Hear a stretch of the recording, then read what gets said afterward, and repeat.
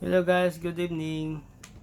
Ipiplex ko lang guys yung yung kasi nagtatrabaho ako sa Pure Gold. So, since January, magre-renew o kaya magre-renew ka ng mga requirements mo o mag-intro ka ng panibago. So, i-flex ko lang kung magkano magagastos sa requirements namin sa Pure Gold. So, ito. So, sa medical is 900. 900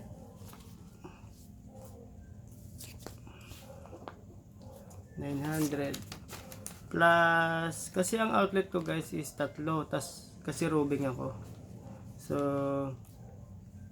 yung kasi sa isang municipality gusto nila is sa kanila yung medical, so 300.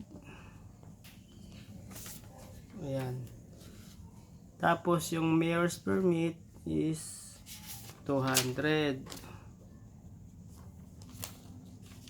Tapos sa isang municipality is 315. Ano na yon, yung health card tsaka mayor's permit.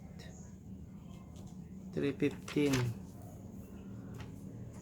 Tapos sa isang municipality is 340. So na total ko guys is 2,055.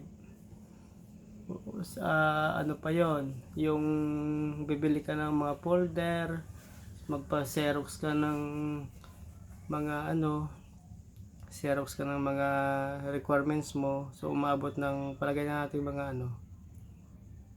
mga 60.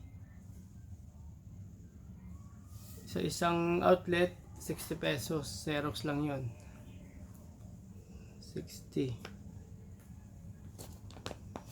So 120, so 180.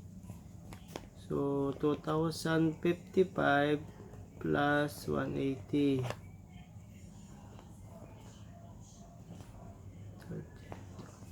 So 2,235 ang magagastos mo pag nag-renew ka ng iyong requirements sa trabaho namin sa Pure Gold.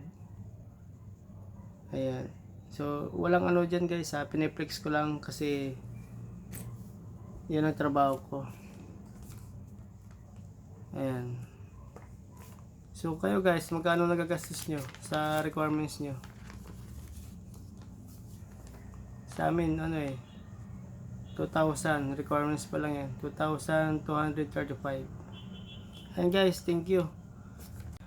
Ito lang guys, pag mag-apply ka sa pag nag-merchandiser ka sa Pure Gold, ganun yung requirements. So wala tayong dyan feelings, lang, flex lang natin. So good vibes lang tayo. So may good news pala yung 900 pala na medical is babayaran ni company ko. Tapos yung 300.